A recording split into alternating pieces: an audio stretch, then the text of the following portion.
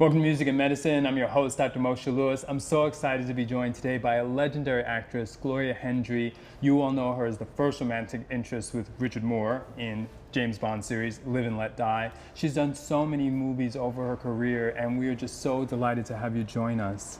Thank you so much. I'm very happy to be here to talk about music and medicine. Sure, absolutely. I know a lot of people didn't know about your interest in music, but I wanted to first talk about your interest in law and how you started down that pathway initially, because that is not predictable. And you said it right, initially. Exactly. I didn't want to be an actress. I didn't know anything about being an actress. I mean, I really didn't. I didn't come from that kind of family. Right. My family's very religious, Alabama at that. Sure, wow. Really, My mom's from pretty deep. Alabama. And everybody went to church darn near every day. You know, I came up and my grandmother and my mother raised us up until I was like 7. So basically how I got involved with wanting to be an attorney, right, after all the civil rights and everything that we were going through, right, especially back in the 50s and the 60s. So I'm back there from that period of time. And the pain that we were going through, the community that I lived in Newark, New Jersey, I right, wound up there. Sure. I was born in Florida, Florida. And my mother left my father. There was too much brutality going on. And we moved to live with my grandmother in Jersey City. Right. And from that point on, and then she wanted a better time for herself. Of course. And everything, always when we went out, I always had to stay very close to my grandmother and my mother because, you know, white people, you know, be careful. Right. Be careful what you say, and also be careful when you say, oh, yes, ma'am, and yes, sir. And everything was very strict. You never could speak out of turn, and I was a talker. Right. My grandfather would say, hush, you talk too much, hush. So everything was quiet at home, Sure, and we didn't have TV at that time. No, right. There was no television, it was radio. Sure. Right. So came up in a very restricting time, and my mother always wanted to be a singer. I didn't know that until later. And she always wanted the bright lights and everything. She wanted to be a part of the art community. She didn't know how, Sure, and not many of us did. Okay. And because of the restrictions, my mother finally jumped out again after she had married my father, but she left him. And she went out on her own and started dating this man. His name is Johnny, I'll just give him that title. And we wound up living with him in Newark, New Jersey. Right, of all places. Of all places, the 3rd Ward. Right.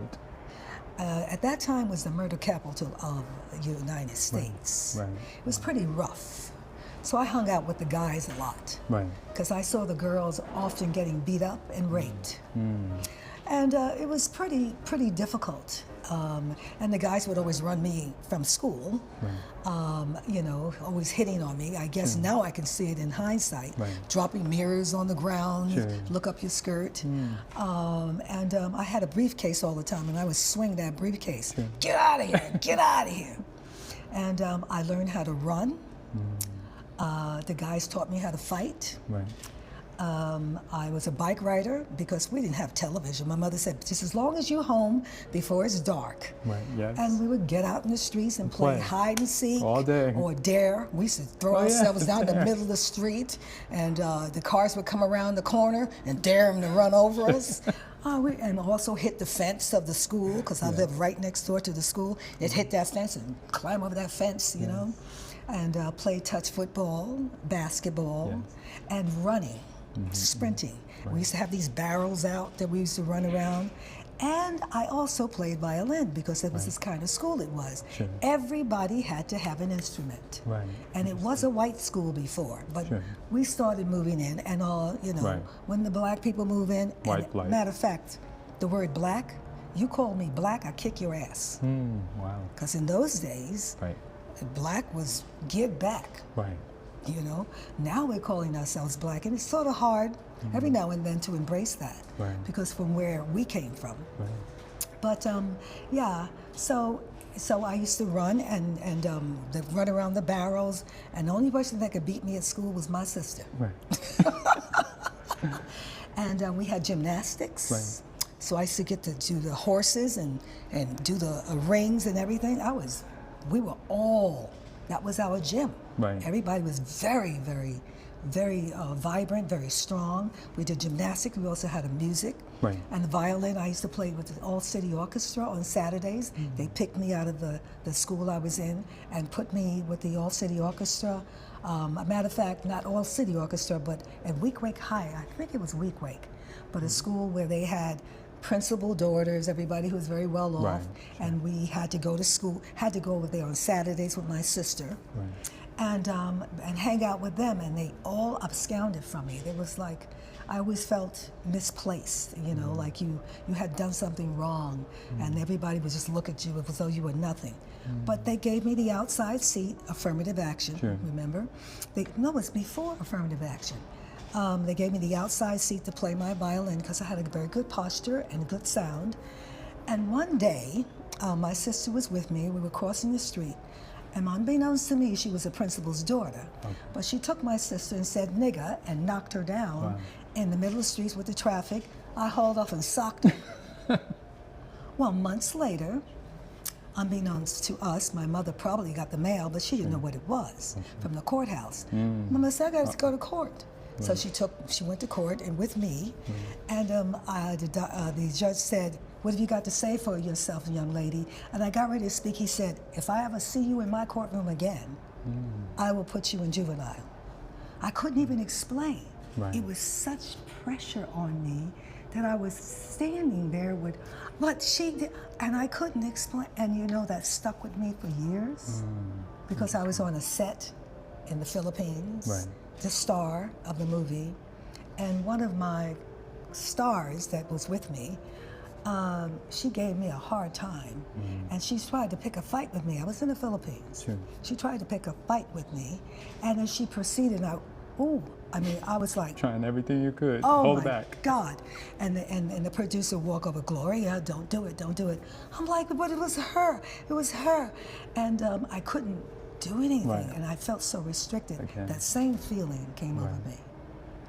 And getting on the elevator with white people, I would break out in cold sweat from Emmett Till Right. when he was killed. Right. So the scars of the racial situation continued on throughout the 60s.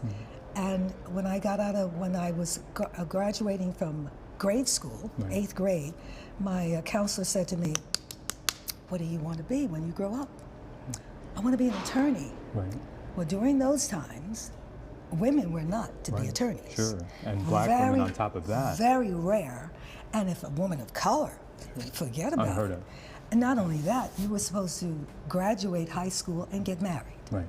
Or if your people were of middle class, you got an opportunity to go to college. Right. I didn't even know what college was. Right. I never even knew that I could go to college.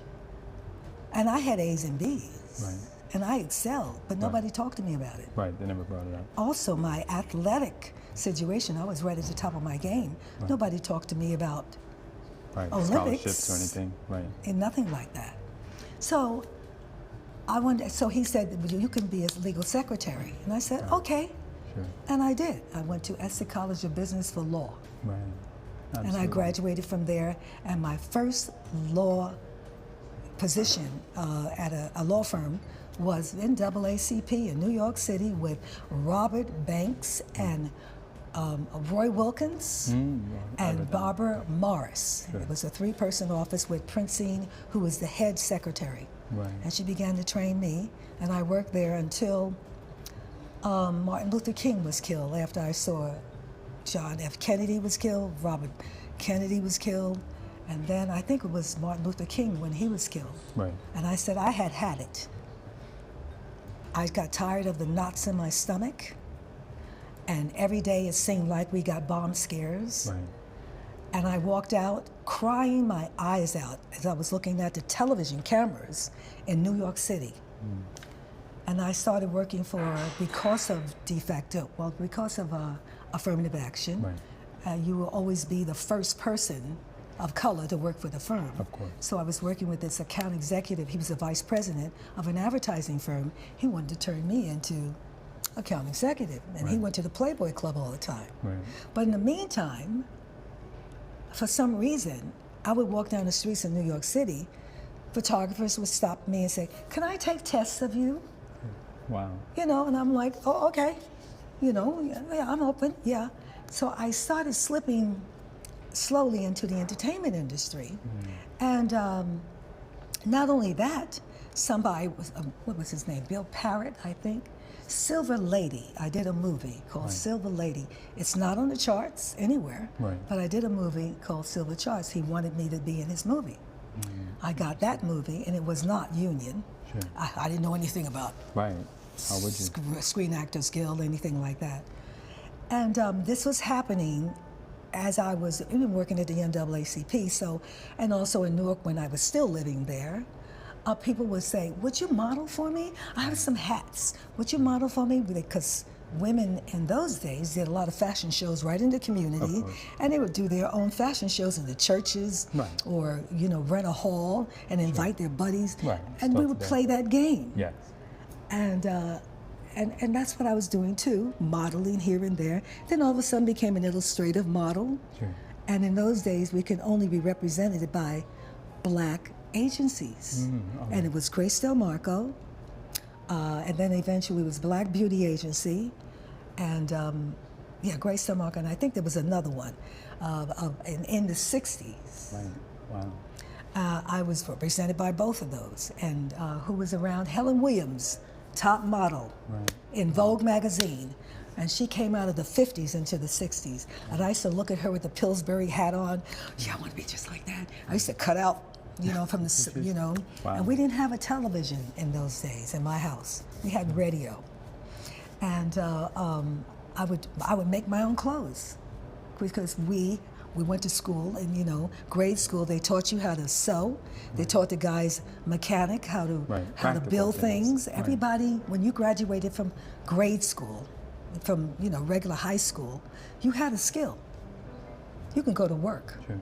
Everybody could go to work. Seamstress, clerk, work in the office, type. We all took typing and everything. So by the time you got to high school, you were kicking it. So when I graduated high school, I was doing 125 words a minute, typing, you know, bam, bam. No, excuse me, that was shorthand. I was doing Greg shorthand. So anyway, I'm covering a lot of territory to say I was in the law business with Roy Wilkins, de facto segregation, Brown versus Board of Education, right there in the throes of it. Sure. And I walked away. Now that was a big transition to meet the team for Roger Moore. How did that come about? God. There's so much to talk about before I got there. Yeah, I wound up working at the Playboy Club. Right. From the account executive situation. I wound up, because he used to go there he used to go there almost every day at lunch with his clients. And one day I was working as a Playboy bunny in the playroom at lunch. Matter of fact, in the evening, I always work nights. And Daniel Mann of For Love of Ivy, Sidney Poitier and Abby Lincoln, asked me, how would you like to be in a movie? Ask the bunny mother. Oh, that's right. You had to get permission. Yeah, and he did. And I wound up being in For Love of Ivy with Sidney Poitier and Abby Lincoln. Was my first union job was landlord with Pearl Bailey, Bo Bridges. Pearl Bailey and Bo Bridges and etc. Carol O'Connor was in there too. A number of people were in that movie. And that was before, I think that was before For Love of Ivy.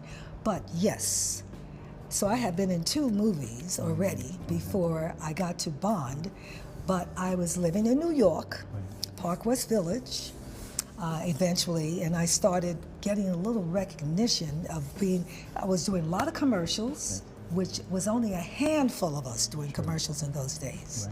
I mean, we knew each other. You can count us. And between doing illustrative modeling and commercials, which I was really slamming it, eventually, out of all of that, somebody said to me, Gloria, you should go to California. He said, was Ken Menard, who was the understudy for Sidney Poitier, was a very good friend of mine. And as a matter of fact, Sidney became my mentor, Sidney Poitier. I would always stop at his office and, you know, have conversation about what should I do with this industry, etc. You know, how should I go approach and everything. So What I'm trying to say is, eventually I came to California on a dare at the same time. At the same time, testing it out. Right. And I had contacted an agent. He said, yes, come. Sure. And I did. When I got off that plane, I went straight to his office. He said, come with me. After we talked for a period of time, he said, come with me. I'm going to take you to the set of Black Caesar. Right. Yes. And that was Larry Cohen and Fred Williamson. And I went to the set with him, and they looked at me and they said, how do you feel about nudity? Well, you see, by that time, I was a bunny. Right, exactly. I was a Playboy bunny. Right. How I left the account executive situation because they didn't raise my salary. And I gave them a picture at Playboy. And not only that, and Playboy, one of the papers I saw for Playboy said you could make $1,000 a week. Right. That's way more than you were making. Oh, $175 a week I was making. Are you kidding me? Wow. So I sent them the picture, and they said, how soon can you start working? And I gave them 2 weeks. They loved that. And I was working at Playboy when I got this Daniel Mann that asked me to be in Black Caesar. Right. And the reason why I'm taking you through all of this is because somebody from Black Caesar crew had to say something to Harry Salzman and Albert Broccoli to have me audition for the Bond movie because the time frame is so close. Right. So I had completed doing Black Caesar, but that time period between September and November situation, that's what happened right in there. Because I also was up for Hitman with Bernie Casey. Right. I had to let that go because I got the Bond film. Right.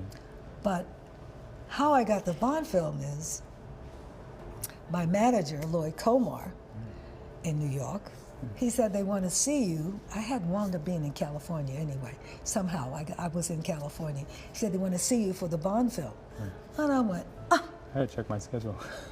No, I just said, I'm not tall. Right. I'm not big busted. Right. I'm not White. blue eyes, and I'm not white. What are you talking about? Sure. And I had never seen a Bond movie. Right. This was the 8th one, okay? I'd never seen a Bond movie. And who cares? Sure, right. You knew enough to know. They who weren't cares? interested in me. First of all, it's not, I'm never going to be in that, you know? So he said, Gloria, come back to New York. You need to go. I said, I have to pay my own flight for an audition? You kidding me? Right. 99% of the time, I know we don't get it. Sure, of course. So I had to put the money together, and I did. Right. And I came back to my New York apartment, and I wound up going in to see Harry Salzman. And wonderful, he stood up and he said, Madam, I'm a young girl. Nobody called me. Madam. Right. That's British, right? Yes. So I sat down. He said, how was your trip? I said, great. He said, how soon can you get ready to go to New Orleans? We'd like to take you to meet Guy Hamilton and Roger Moore. I said, okay. Sure, I'm ready. I'm ready. So I had to go back to my apartment, and on Central Park West, right across the street from Central Park, because I was making good money. Honey. Right then. I was living large, sure. you know. Yes. You know, At that time, oh my God, to be living $30,000 a there, year even was today. the limit, really, the top of the money. Sure. I was making more than that Right. because of Bunny. Right. So I flew down to New Orleans, and I met up with Roger Moore and Guy Hamilton, and they just talked to me. And he said, would you like to stay over? Are you kidding me? I'm mincemeat. No, thank you. I'm not going to wind up on nobody's sofa. Right. Because that was a lot happening course. back in those days. Right. So I said, no, thank you. I like to go back. Sure. So I got back to New York, and I flew back to California, getting ready to do Hitman. Right. All set to go. My manager calls me and says, Gloria, you got the part. Never read But one too. line. Right. I didn't want to audition. I just went. Never read one line.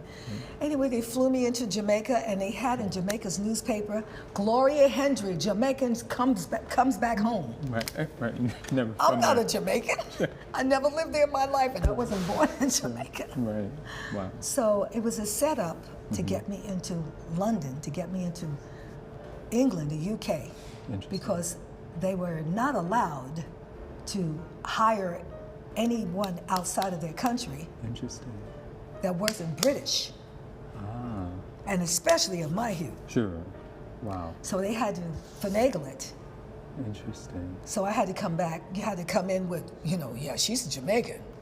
Interesting. And when they looked at my my passport, of course not. I'm an American citizen. Sure. But so they had to cover themselves so I can work there to be at Pinewood Studios, the big Pinewood Studios. Sure.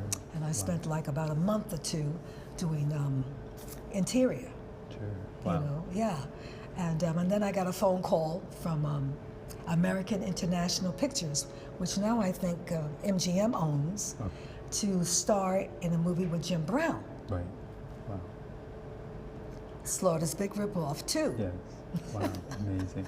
So I wanted to tease that experience out though just a little bit more. What was it like working with Roger and just some of the other behind the scenes things like having to use, white body doubles?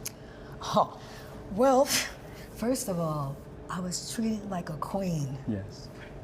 You're right. I felt as though I starred in that movie. They treated, limousines. Sure. They said, you have a car. They would pick me up all the time, take me out. I would dance with Joffrey Holder. We go to they had like a 52 club over there. I think it was Club 54 over there. I would hang out at night, and on the set, they always made sure my chair, wherever I walked, they had a chair for me to make sure I sat down. They made my clothes, and Madam, they always called me Madam. And I had a wonderful apartment, a penthouse in a hotel, had the top penthouse in the hotel. Even when I was in Jamaica, I had my own butler. It's like, what? And I worked on a movie about 3 months. Wow. At least 2 to 3 months. So I felt the story start. How exactly you felt? And they did kill me off. Right. And they didn't want to. Right. They literally had a conference about it. Right.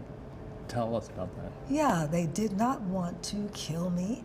They said, Madam, I'm a young woman. Madam, please, we need to have a discussion. Everybody loves you so much, we don't want to kill you.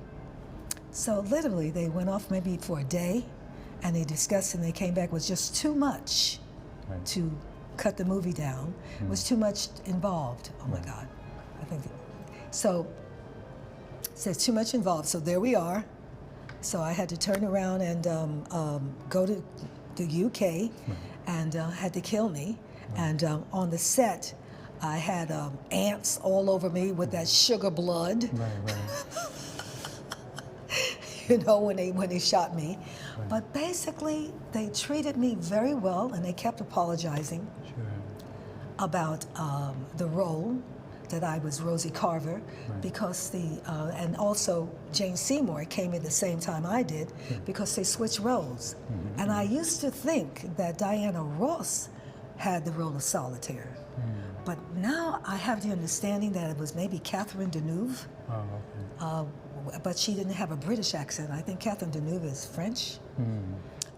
So they wound up with getting Jane Seymour and we flew in around the same time. And Tom Mankiewicz wrote the script. So he did a lot. That's what from that point of view. But on the set, no prejudice for me. Not at all. And Roger, all my scenes were with him. And his limousine, he shared his limousine with me. And whenever he signed an autograph, he made sure I signed too. It was my first time signing autographs. It was like, wow. And we became friends over many years. And some people thought I dated him. I didn't date Roger. On that note, talk to us about that type of tension at this time when the movie came out, because you already laid the foundation of being at the NAACP and all the different heroes who had been shot down, of a black woman essentially having a romantic relationship with a British spy agent. Oh yeah. I did get a lot of kickback. I'm still getting it today. I do a memorabilia and signing autographs with fans. I can see Caucasian people walking by me and going, still. Wow. Still. But my fans mostly are mixed couples. People of really worldly consciousness that have been around to other countries and know that, there are other cultures out there, and this prejudice don't make no sense, darling. And when I had my DNA done, I am African, yes. I'm also a Neanderthal from Europe. I also go back to the first mother in Africa. And I'm British, I'm Irish, I'm French, I'm Filipino, I'm Arab, and I'm like Chinese. It's like, daggone. You didn't miss anywhere. Right, I'm looking at my DNA and also looking at my family. I'm Native American. My grandmother is Seminole Indian. Right. She had land as far as the eye could see until she married that man that stole it from under her. And on my grandfather's side, my grandfather also was Blackfoot. And on my grandmother's side, we're Cherokee, Choctaw, something else. Right, very mixed. So I'm worldly. Right, to say the least. Tell us about, though, one of the things I wanted to tease out in that is just how pivotal and how important it was for that movie to actually get made, because it was really coming out at a controversial, type of time and way. How much of a pioneer you felt, maybe more in retrospect than at the time. You mean Live and Let Die? Yeah. It was, matter of fact, it's the 5th biggest and best movie of the franchise. Right. The 5th, still today. And Paul McCartney and Linda of the Beatles, they wrote Live and Let Die. Exactly. And even the song Live and Let Die is still prevalent today. When you were young and your heart was an open book, you used to say, live and let die. Now you say, live and let die. People are killing each other. I mean, the same kind of thing. And that song is still relevant today. Like Edwin Starr, War. Oh, what is it good for? Absolutely nothing. So, so yeah.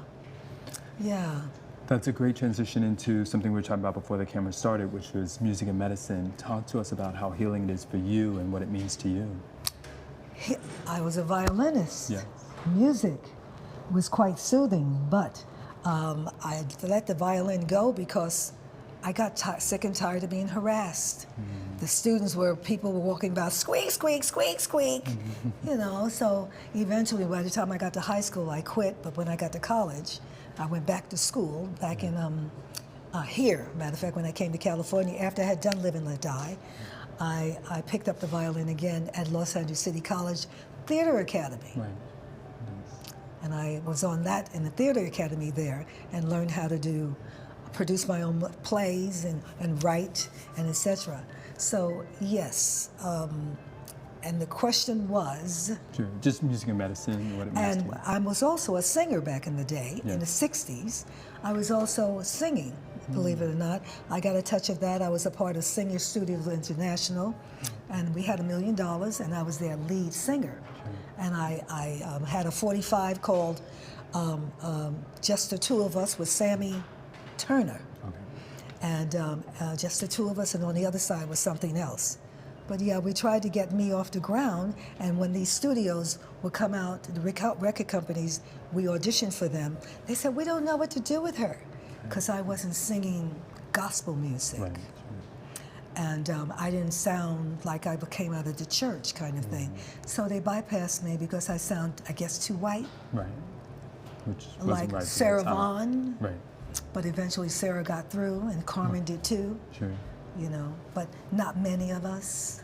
Sure. The last area I want to make sure we explore the importance of black exploitation films, that they really weren't seen as that for those that were working and things like that, because there's still sometimes a negative stigma around that word.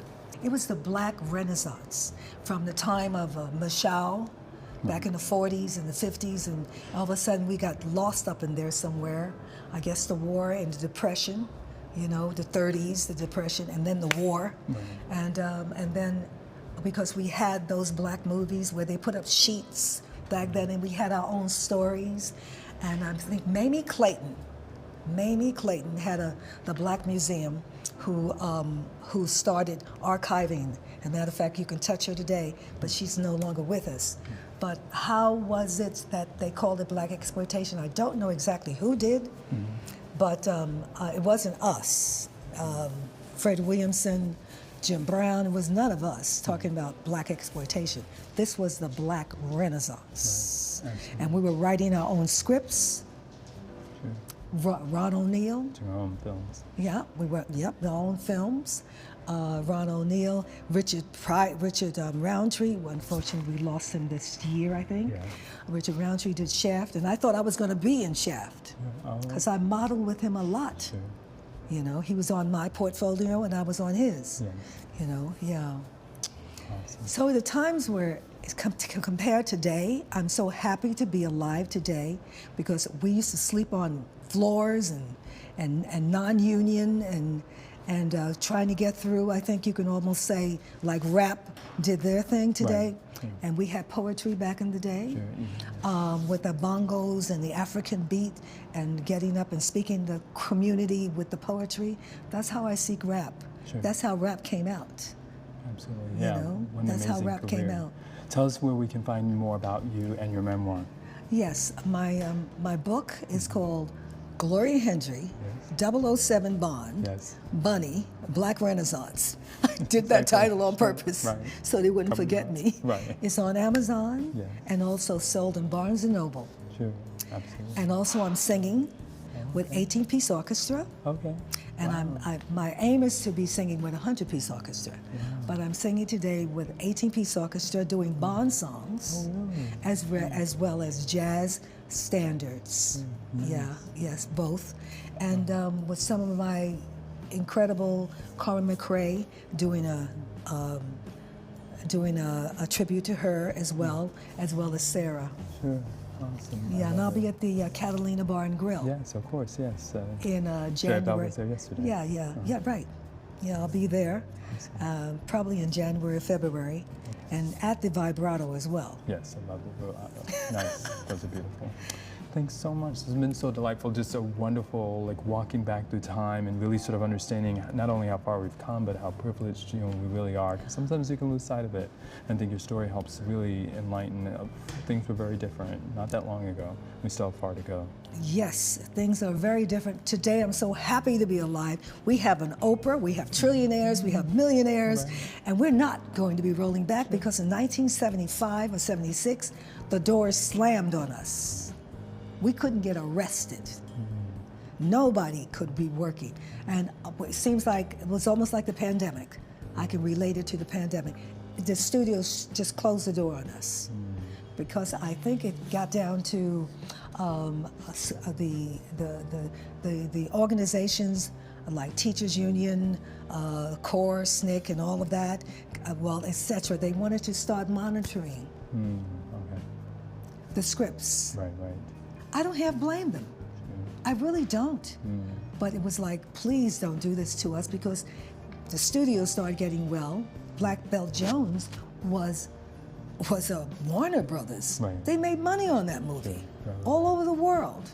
I mean, we were making money for the industry when we were coming through. Right. Then all of a sudden, when they got the doors slammed on us. Wow. They got tired of not wanting to be censored. Do you blame them? No, I don't. But it did not help us Sure. Right. at all.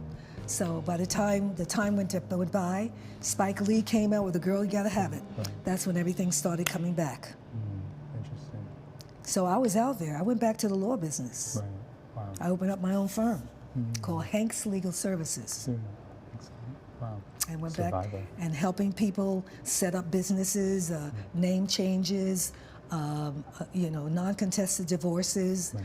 Yeah. A lot of key things. Wow. Definitely a survivor. Yeah, and yeah. you look amazing. Yeah. So thanks so much for joining us. Thanks so much for feeling comfortable to share. Because I think this is part of our history we need to preserve. But I'm still acting today. Yes. Okay.